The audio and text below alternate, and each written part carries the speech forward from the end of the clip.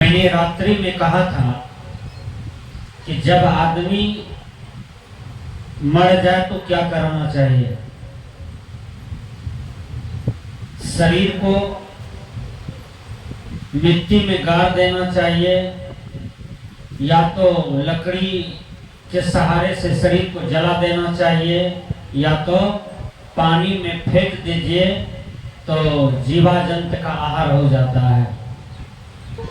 ये तीन गति शरीर का दिया है, गाड़ देना, फेंक देना या जला देना।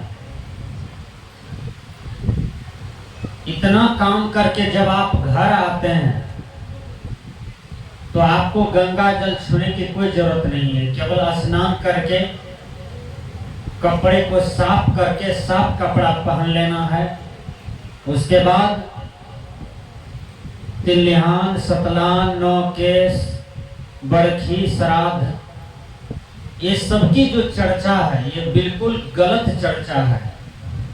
गलत नहीं, बहुत बेकार चर्चा है और समाज परंपरा के मारे आज तक इसको ढो रहा है। जब कोई मर जाता है तो समाज के लोग लाठी के हाथ, पंचायत के हाथ भोज लेता है, भोज, मृत्यु भोज। तो मृत्यु भोज जो आज तक हम लोग कर रहे हैं तो ये मृत्यु भोज जो है बिल्कुल झूठा नहीं, महा झूठा है। आज हमारे छत्तीसगढ़ में, मध्य प्रदेश में, राजस्थान में बहुत ऐसा जगह है जहां पर कि मृत्यु भोज को बहिष्कृत किया गया है, बहिष्कार किया गया और सरकार को भी मार्गदर्शन सही मालूम हुआ कि ये बिल्कुल झूठा है। क्योंकि मृत्यु भोज जो है वह कर्ज का शिकार हो जाता है लोग, इससे आत्म शांति मिलने को नहीं है। आत्म शांति मिलता है सदकर्मों से, मृत्यु भोज करने से नहीं। पंडित जी जो 13 दिन तक क्रिया कर्म करते हैं इससे किसी भी आत्मा की सदगति हो जाए, ऐसी चर्चा जो है वह बिल्कुल झूठ है, महाकल्पना है। एक जगह गुरुवर कबीर कहते हैं पंडित बाद बदेसो झूठा। पहले समझिए, पंडित कह पंडिता, पंडित कौन? आत्मवत सर्वभूतेषु यह पश्चिता स पंडिता, जो अपनी आत्मा के तरह सब आत्मा को देखता हो उसी को पंडित कहते हैं। और ये पंडित का मतलब होता है कि जिसको आज तक ये समाज ढो रहा है उसको कहते हैं ब्राह्मण, हमारे पंडित जी। और ब्राह्मण जो कहते हैं उसको हमें कराना चाहिए।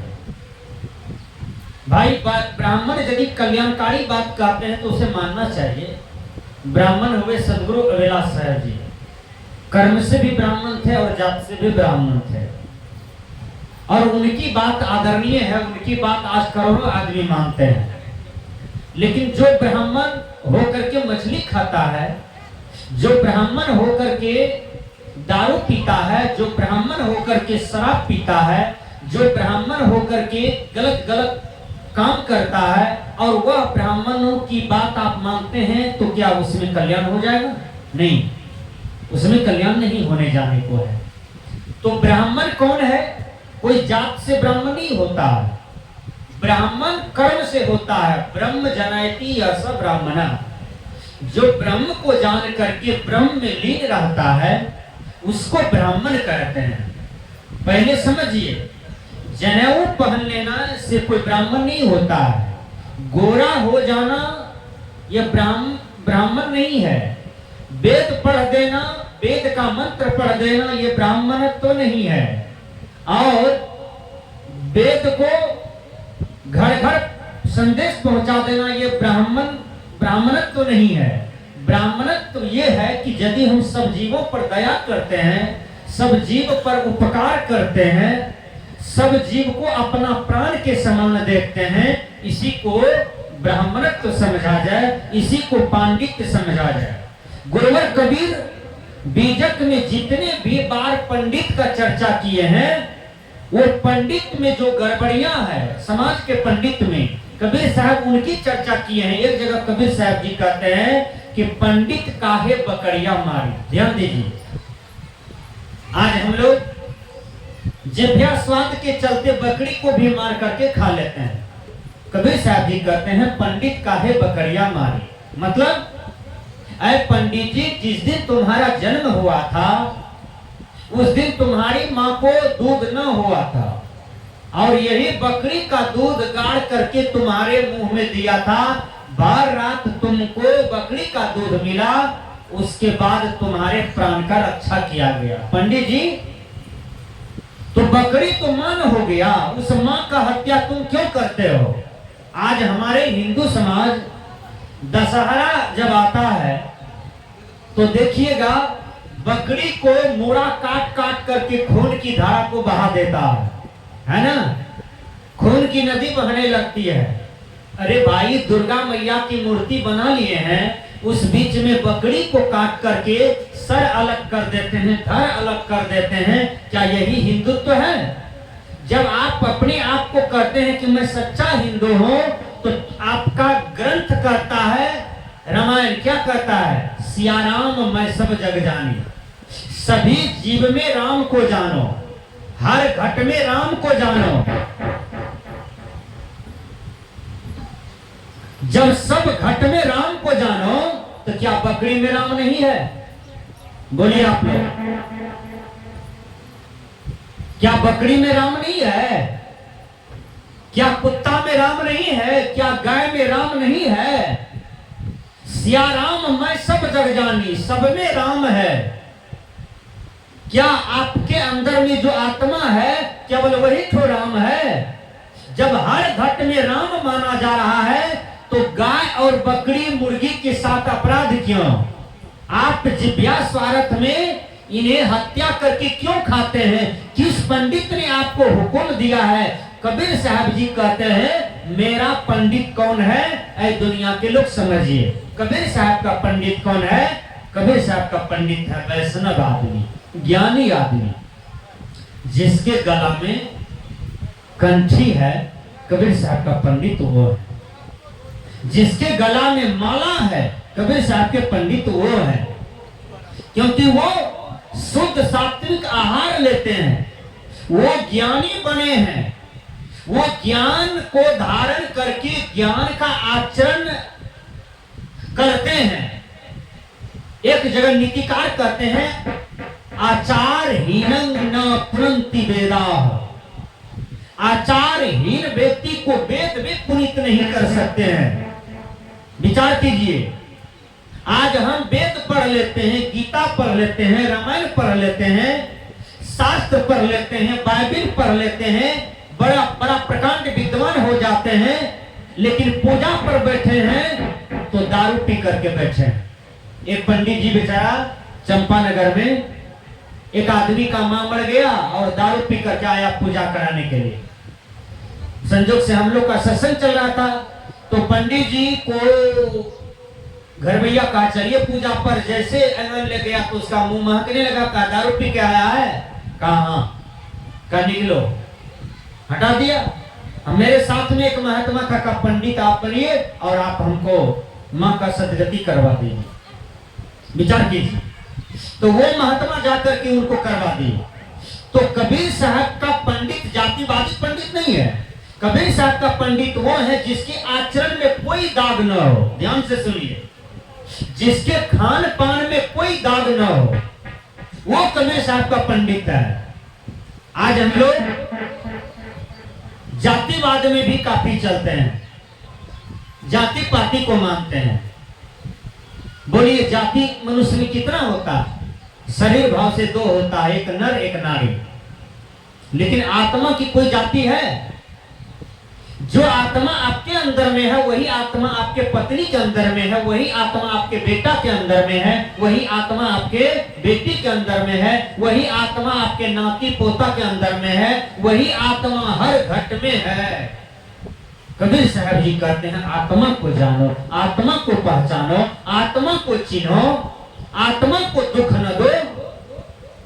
और आत्मज्ञान के बिना ही ये संसार में लोग आज तक भटक रहे हैं।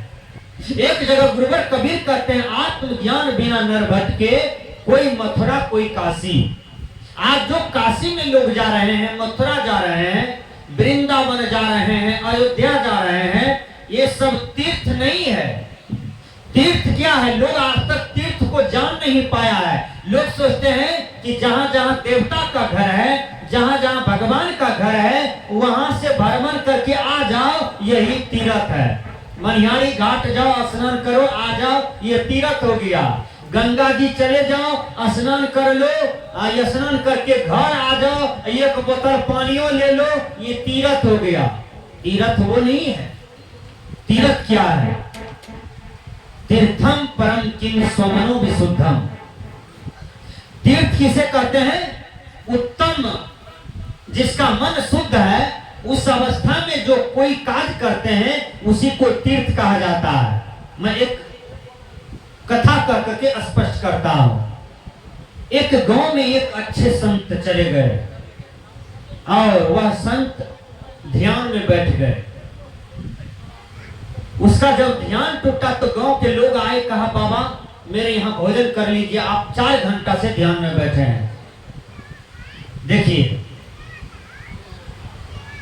तो उसने कहा कि हम भोजन करेंगे, लेकिन ये समाज के लोगों से एक निवेदन है। कहा वो क्या है? कहा जो 101 तीर्थ किया होगा, उसी के हाथ से हम भोजन करेंगे। अब बहुत आदमी तीर्थ जोड़ने के लिए निकला। उस गांव में जो सबसे घुमक्कड़ लोग था, उसका 52 तीर्थ पूरा था और 105 वर्ष का उम्र हो गया उसका। समुच्चे गांव में खोजबीन हुआ, छानबीन हुआ, लेकिन किसी का 52 से आगे नहीं गया तीर्थ। उसी समाज में एक नई नवेलन दुल्हन आई थी। वो दुल्हन कहती है, बाबा क्या बात है, समाज में हलचल है? तो कहते हैं एक महात्मा जी यह समाज में आए हैं, उसका कहना है कि 101 तीर्थ जो किया है, उन्हीं के आंख से हम भोजन करेंगे, किसी का नहीं हुआ है। वो बच्ची जो थी सत्संगी घर की थी, पढ़ी लिखी थी, बढ़िया से अच्छे अच्छे ग्रंथ का अध्ययन करती थी। वो बच्ची कहती है कि बाबा हम भोजन कराएंगे संत को। कहा बेटी तुम्हारा उम्र तो 18 बरस होता है, तुम कहां कहां गई हो तीर्थ में? कहा हम तीर्थ किए हैं 101, हम भोजन बनाते हैं, देखिएगा हमारे यहाँ से महात्मा जी भोजन पालेंगे। वो स्नान करती है, चप्पल खोल करके भंडार रूम प्रवेश किया और भोजन बनाई। भोजन बना करके सास ससुर पति को लिया, चल दिया महात्मा जी के पास। महात्मा जी के चरण में भोजन की थाली रख दिए और प्रणाम करके कहते हैं बाबा हम 101 तीर्थ किए हैं और मेरे हाथ से आप भोजन करें। महात्मा जी कहते हैं कि बेटी तुम 101 तीर्थ कैसे किए हो? कहा किए हैं। कहा हम जो भोजन बनाए तो मेरा मन पवित्र था, मेरा मन शुद्ध था, और शुद्ध मन में जितने भी कर्म होता है वह कर्म पूजनीय होता है, वह कर्म तीर्थ होता है, वह कर्म वंदनीय होता है। जहां से हम चले हैं और वहां से अब तक में जो हमने कदम बढ़ाया है अपना पैर का, तो 100 से ज्यादा हो गया बाबा। तब कहते हैं बेटी तुम परीक्षा में पास कर गया, तुम्हारे हाथ से हम भोजन करेंगे। विचार कीजिएगा।